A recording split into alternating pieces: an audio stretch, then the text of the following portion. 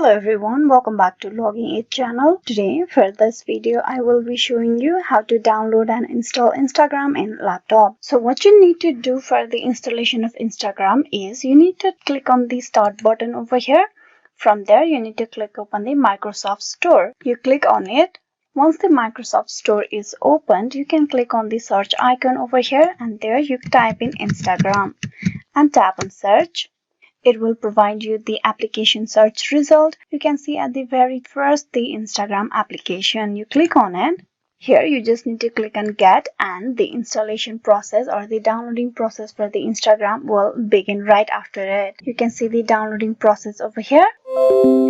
And the Instagram downloading process is completed. You click on launch over here, or you can just click over here, or you can just click on launch over here, and there you can see the application has been successfully installed in your PC. Now you just provide your Instagram account credential and get logged in into your account. So this is how you can download and install the Instagram on your PC. Hope this video was useful. Please like and subscribe the Logging It channel, and also don't forget to click on bell icon for the notification and updates. Thank you.